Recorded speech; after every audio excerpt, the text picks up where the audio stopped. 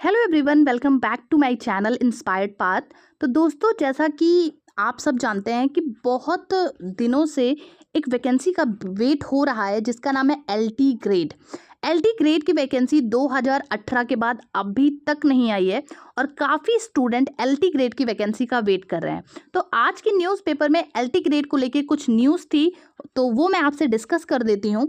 उसके बाद हम बात करेंगे कि वैकेंसी कब तक आएगी, कब तक आने की संभावनाएं हैं, हम तैयारी कैसे करें, और इससे रिलेटेड जो भी टॉपिक्स होंगे उस पर हम बाद में बात करेंगे। सबसे पहले हम देख लेते हैं कि इस न्यूज़ में एक्चुअल में है क्या।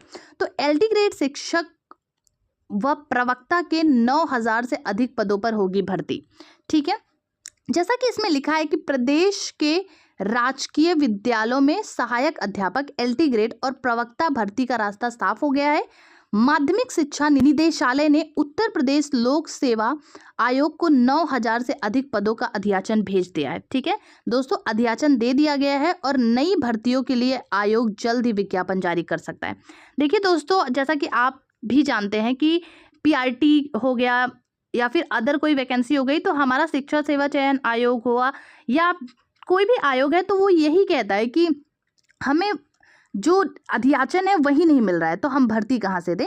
तो फाइनली एक अच्छी न्यूज़ आप कह सकते हैं कि भर्तियों के लिए जो अध्याचन था वो भेज दिया गया है। हो सकता है कि ये भर्ती हमें जल्द से जल्द देखने को मिले, क्योंकि बहुत टाइम से ये पेंडिंग है।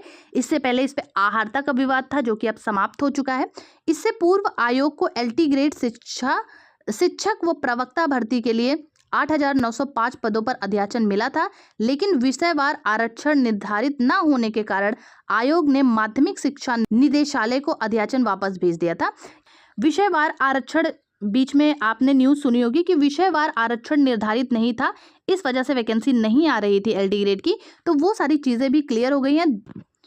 2 माह के बाद निदेशालय ने अब विषयवार आरक्षण सहित तकरीबन 9,017 पदों पर अध्याचन आयोग को भेज दिया है। तो आयोग को अध्याचन मिल चुका है और निदेशालय के सूत्रों के अनुसार ई अध्याचन 2 दिन पहले भेजा गया है।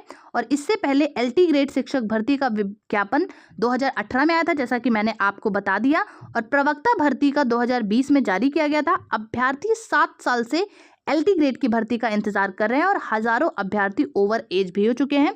ये तो सबके साथ समस्या है, बहुत सारे स्टूडेंट इन 7 सालों में ओवर एज हो चुके होंगे।